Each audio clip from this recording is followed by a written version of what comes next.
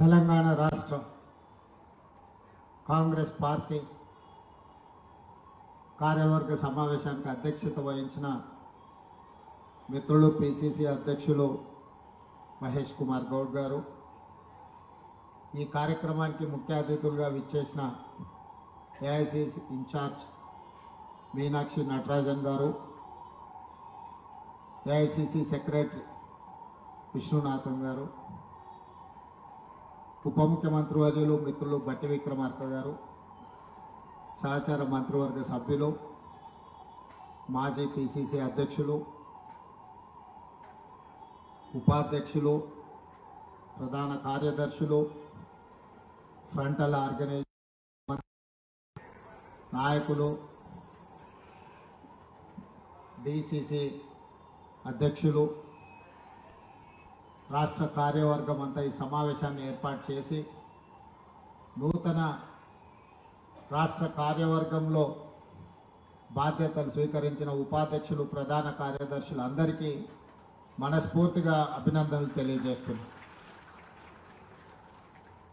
ఏ రాజకీయ పార్టీకైనా రాజకీయ నాయకులకు వేదిక పార్టీ.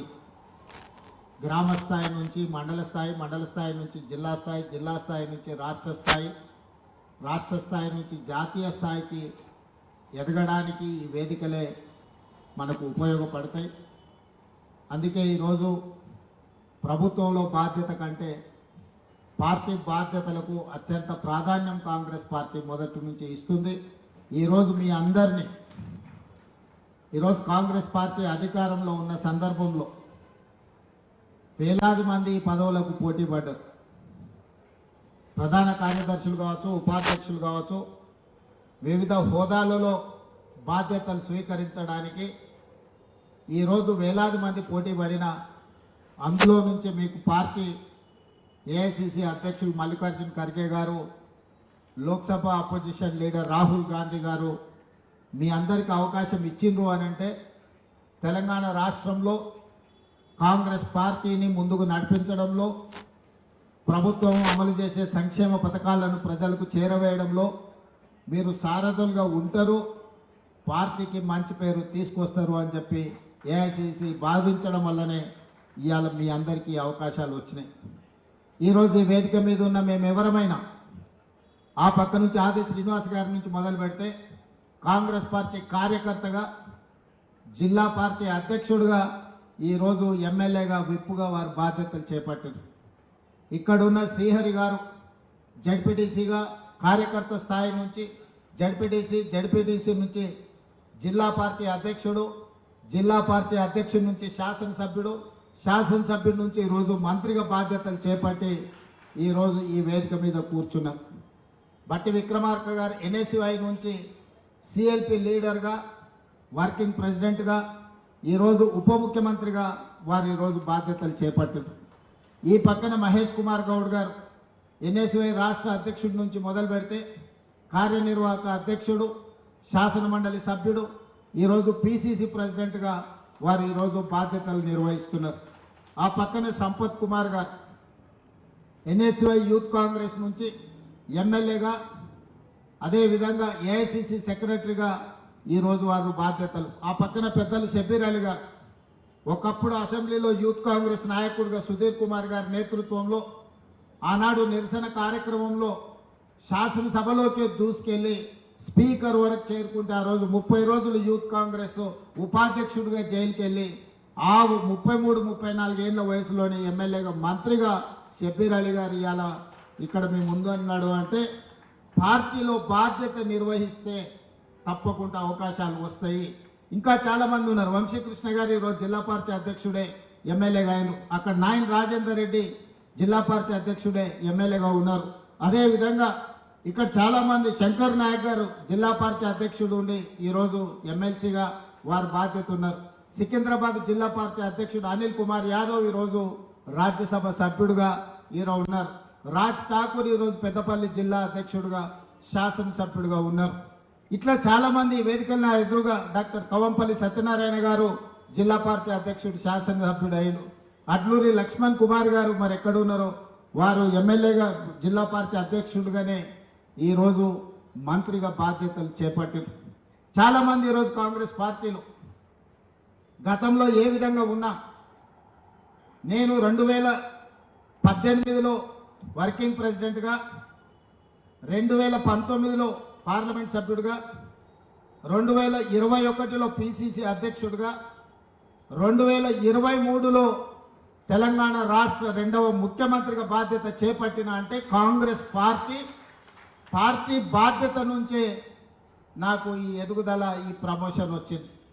ఈ వేదిక మీద చాలామంది అక్కడ ఉండే శ్రీహరి గారు కావచ్చు, చాలామంది ఆ వరుసలో సురేఖమ్మ గారు కావచ్చు, వీళ్ళందరూ జిల్లా పార్టీ అధ్యక్షులుగా రాణించారు కాబట్టే, పార్టీకి సేవలు అందించారు, ప్రజల్లో ఉన్నారు కాబట్టే పార్టీ ఈరోజు గుర్తించి వాళ్లకు, వాళ్ళ కుటుంబ సభ్యులకు ఈరోజు ఎమ్మెల్యేలుగా, ఎంపీలుగా, మంత్రులుగా ఇవన్నీ బాధ్యతలు అప్పగించడం జరిగింది. నేను పిసిసి అధ్యక్షుడు అయినప్పుడు కొంతమంది ఫ్రంటల్ ఆర్గనైజేషన్ కానీ డిపార్ట్మెంట్స్కు బాధ్యత తీసుకోమంటే, మా పెద్ద లీడర్లము, మేము రాష్ట్ర స్థాయి నాయకులము, జాతీయ స్థాయిలో మాకు గుర్తింపు ఉంది, మేము ఫ్రంటల్ ఆర్గనైజేషన్స్ డిపార్ట్మెంట్స్ చైర్మన్లుగా మేము బాధ్యత తీసుకోమని కొంతమంది తిరస్కరించారు. పర్వాలేదు అని ఆ రోజు ఎవరైతే ముందుకు వచ్చిన వాళ్ళకి ఆ రోజు బాధ్యత ఇచ్చినాం. ప్రభుత్వం వచ్చిన తర్వాత ఈరోజు ఇందులో చాలామంది ఉన్నారు, చాలామంది రాలేకపోయి ఉండొచ్చు. 65 మంది పార్టీలో వివిధ హోదాలలో పనిచేసిన ఎస్సీ, ఎస్టీ, బీసీ, మైనారిటీ, మహిళా, యూత్ కాంగ్రెస్, ఎన్ఎస్వై ఎవరెవరైతే ఫ్రంటల్స్కు బాధ్యత వహించిండ్రో అందరినీ కార్పొరేషన్ చైర్మన్లుగా, ఎమ్మెల్సీలుగా, ఎమ్మెల్యేలుగా, ఎంపీలుగా టికెట్లు ఇచ్చి పార్టీ బాధ్యత మోసిన వాళ్ళకి ప్రభుత్వంలో భాగస్వామ్యం ఉంటుంది అని చెప్పి ఈరోజు నిర్ణయం తీసుకున్నాం. మిత్రుడు జగ్గారెడ్డి గారు ఓడిపోయిన నిర్మలా జగ్గారెడ్డి గారిని జిల్లా పార్టీ అధ్యక్షురాలుగా చేసింది కాబట్టి ఒక ఎమ్మెల్యేకు మంత్రి పదవి ఇవ్వకపోతే టీజీఐఎస్సీ చైర్మన్ ఇస్తాం. అంత పెద్ద కార్పొరేషన్ చైర్పర్సన్గా నిర్మలా జగ్గారెడ్డి గారు జిల్లా పార్టీ అధ్యక్షురాలుగా బాధ్యత వహించింది కాబట్టి, ఆ రోజు బరువు మోసింది కాబట్టి ఈరోజు వారు కార్పొరేషన్ చైర్పర్సన్గా, అది జగ్గారెడ్డి గారి కోటా కాదు, ఆవిడ సొంత కోట. జగ్గారెడ్డి సాగే చేస్తున్నాడు ఆయన కోట అని, ఆయనకి ఏం సంబంధం లేదు. అక్క కష్టపడ్డది పార్టీకి, అక్క కష్టం మీదనే ఆవిడ చైర్పర్సన్ అయింది. మీరు వర్కింగ్ ప్రెసిడెంట్ కానీ మా ప్రమోషన్ అక్కడ వచ్చింది, అదే చెప్తున్నా. మీరు వర్కింగ్ ప్రెసిడెంట్ అయినా మీకు ప్రమోషన్ రాలే, జిల్లా ప్రెసిడెంట్కు ప్రమోషన్ ఇచ్చినాం. అంటే ఈరోజు ఈ సమావేశంలో ఉన్న మిత్రులందరికీ పార్టీలో నిర్మాణంలో మీరు భాగస్వాములు కావాలి. ఈరోజు మీకు పిసిసి అధ్యక్షుడు ఇచ్చే బాధ్యతను మీరు బాధ్యతాయుతంగా నెరవేర్చాలి. మీరు ఇప్పుడు వైస్ ప్రెసిడెంట్, జనరల్ సెక్రటరీ అయిపోయినాం కాబట్టి మా రాజకీయ జీవితం నల్లేరు మీద నడక అనుకుంటే మీ అపాయింట్మెంట్ 3 ఇయర్సే, గవర్నమెంట్ ఇంకా 4 సంవత్సరాలు ఉంటుంది. దాదాపుగా 3.5 సంవత్సరాలు, ఒక 6 నెలలు ఎట్లాగూ 2029లో ఎన్నికలు వస్తాయంటున్నారు కాబట్టి ఇంకా 4 ఏళ్ళు ప్రభుత్వం ఉంటుంది. సరిగ్గా ఎన్నికల ముందు పనిచేయని వాళ్ళను తప్పకుండా పిసిసి అధ్యక్షుడు బాధ్యతల నుంచి తప్పిస్తాడని నేను సంపూర్ణంగా విశ్వసిస్తున్నా. అందుకే ఈరోజు ఇక్కడ ఉన్న వాళ్ళు గ్రామ కమిటీలు, మండల కమిటీలు, జిల్లా కమిటీల నిర్మాణంలో, పార్టీని బలోపేతం చేయడంలో, సంక్షేమ పథకాలను ప్రజల దగ్గరికి తీసుకెళ్లడంలో, సంక్షేమ పథకాలు అందని ప్రజలకు ఆ పథకాలను అందుబాటులోకి తీసుకొచ్చి వాళ్ళ తరఫున ప్రభుత్వంతో సమన్వయం చేయడంలో మీరందరూ బాధ్యత తీసుకోవాల్సిన అవసరం ఉన్నది.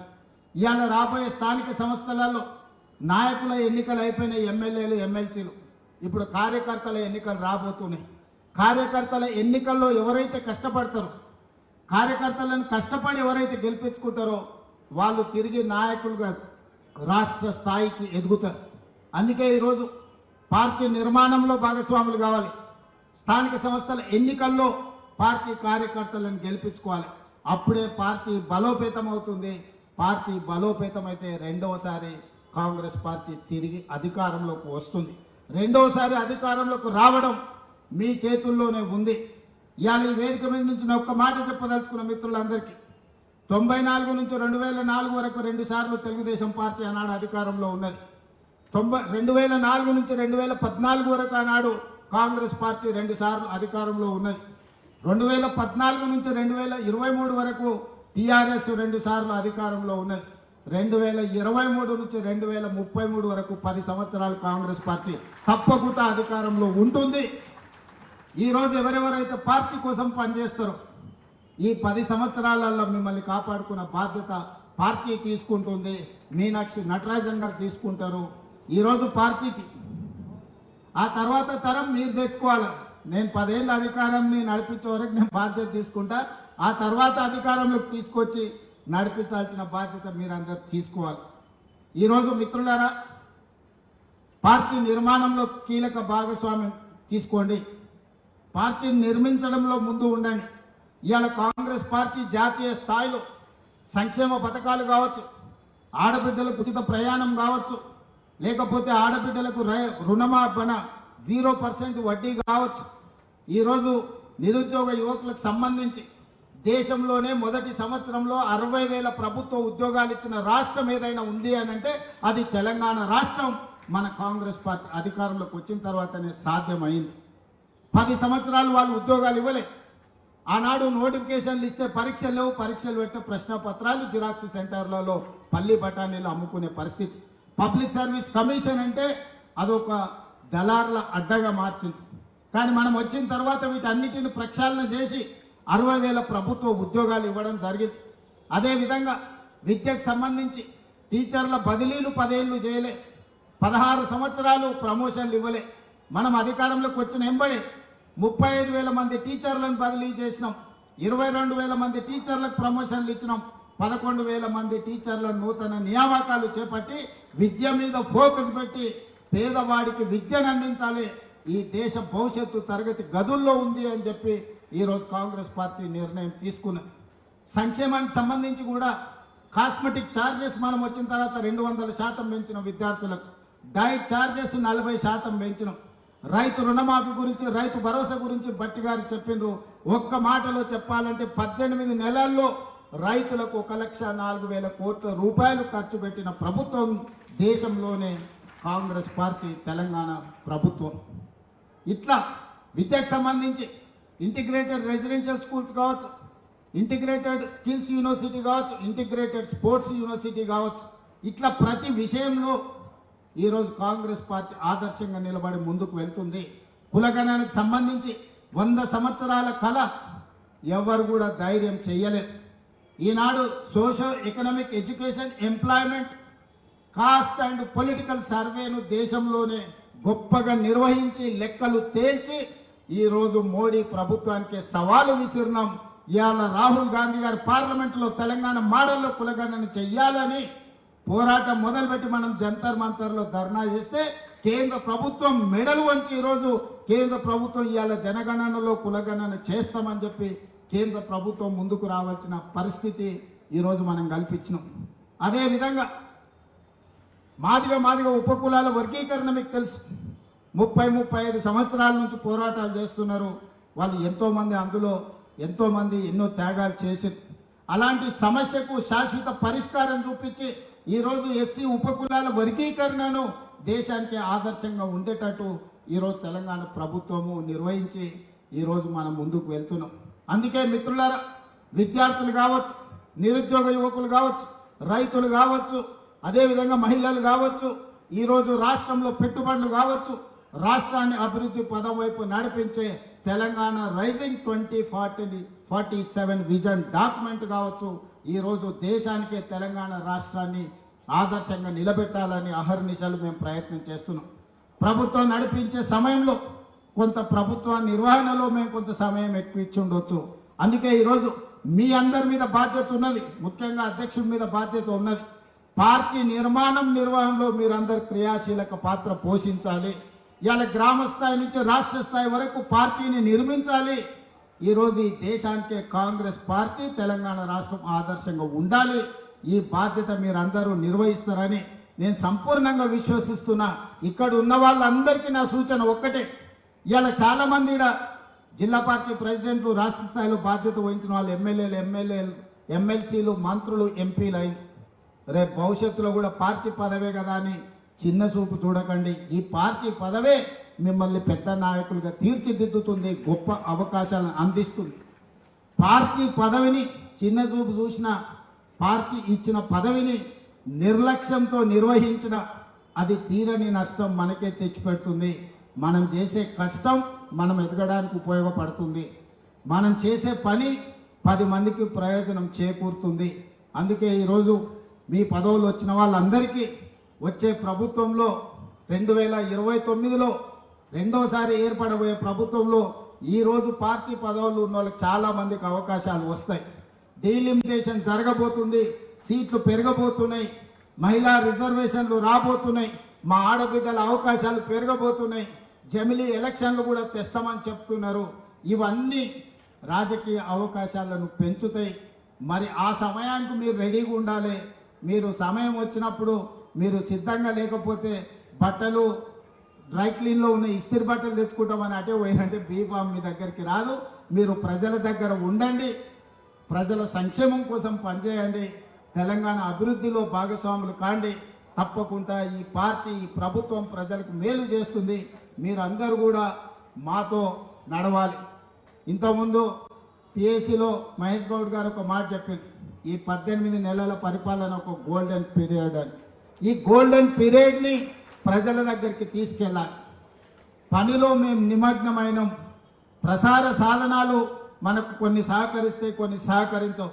కానీ ప్రజలకు ప్రభుత్వానికి అనుసంధానంగా మీరే పని చేయాలి. గ్రామాలలో ప్రభుత్వం చేస్తున్న పనులను చర్చకు పెట్టండి. 10 సంవత్సరాల వాళ్ళ పరిపాలనను 18 నెలల మన పరిపాలనను అంచనా వేయమను. మీరు సవాల్ చేయండి సూటిగా, మీరు లెక్కలు తీసుకోండి, లెక్కలతో మనం జవాబిద్దాం. ఏ విషయంలో అయినా సరే, విద్య కానీ, వైద్యం కానీ, రైతు రుణమాఫీ కానీ, రైతు భరోసా కానీ, లేకపోతే ఆర్టీసీలో ఉచిత ప్రయాణం కానీ, మహిళలకు 0% వడ్డీ కానీ, ఏ విషయమైనా సరే 10 సంవత్సరాలలో వాళ్ళు ఏం చేసిండ్రు, 18 నెలల్లో మనమేం చేసినామో లెక్కలు చెప్పి ప్రజల్ని ఒప్పించి రాబోయే రోజుల్లో పార్టీ నిర్మాణంని ముందుకు తీసుకువెళ్దామని తెలియజేస్తూ మీ అందరి దగ్గర సెలవు తీసుకుంటున్నా. మరొక్కసారి నూతనంగా బాధ్యతలు చేపట్టిన వాళ్ళందరినీ కూడా మనస్ఫూర్తిగా అభినందిస్తున్నాను. ధన్యవాదాలు మిత్రులారా. మీటింగ్ ఉంటుంది, కూర్చోండి. మీటింగ్ ఉంటుంది. ముఖ్యమంత్రి గారు, డిప్యూటీ ముఖ్యమంత్రి గారు, మంత్రులు ఆ కార్యక్రమాన్ని కట్టిపోతారు. మీరందరితో మీనాక్షి గారు మేము మాట్లాడతాం. ముఖ్యమంత్రి గారికి, ఉప ముఖ్యమంత్రి గారికి ధన్యవాదములు. Thank you very much.